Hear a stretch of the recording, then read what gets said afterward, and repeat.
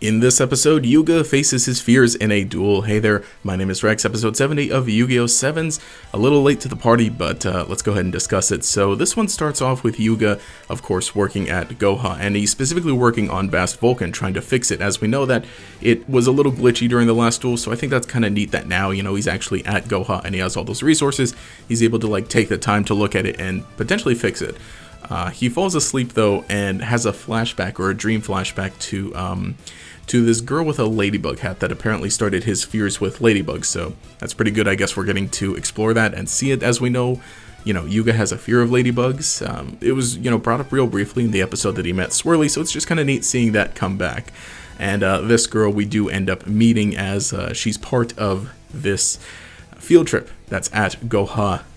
At the Goha headquarters from Goha 5th. We also do get to see the space exploration team again, and we get to reunite with Schrodinger and his other furry buddies. But this girl specifically, Nanahoshi, is actually the cousin of Ranzan Renosuke. So that one's kind of interesting. Although apparently instead of being the loyal ones like Ranzan Renosuke, Nanaho, it comes from a more devious family.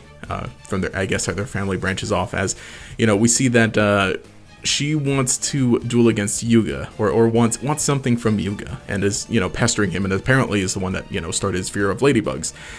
So now him interacting with ladybugs, seeing her with that hat again, and having a ladybug in his office, he builds a bomb and threatens to basically just blow up all of Goha just to eliminate ladybugs, but they're able to talk him down into a duel. So that's the duel.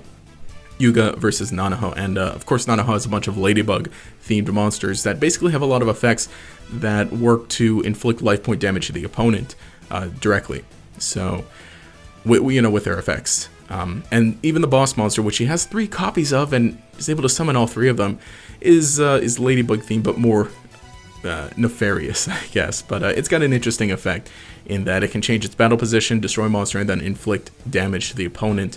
And, they're light on attack, only like 700, but they're nearly able to win, although Yuga is able to hold out for a bit. But his fears basically get the best of him, and he runs off and leaves. But I do like this moment, though, that even, as he leaves the duel stage, the duel field, Luke runs after him and is able to convince him to go back. He says basically, you're the only one that can stop this. If the ladybugs are going to eat everybody, which obviously they're not, you're the only one who can stop this. You're the one who's dueling. It needs to be you. So that kind of gives Yuga the confidence boost that he needs.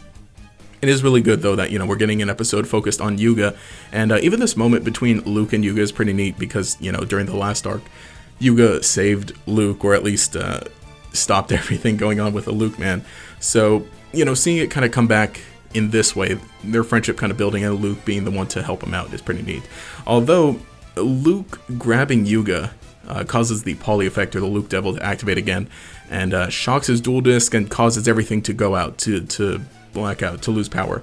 It then reboots later, but that actually affects the duel as Yuga gets back into the duel and draws Vast Vulcan, which glitches out and just reboots into a brand new monster. So Yuga's got a brand new maximum monster, and I just think that's pretty neat.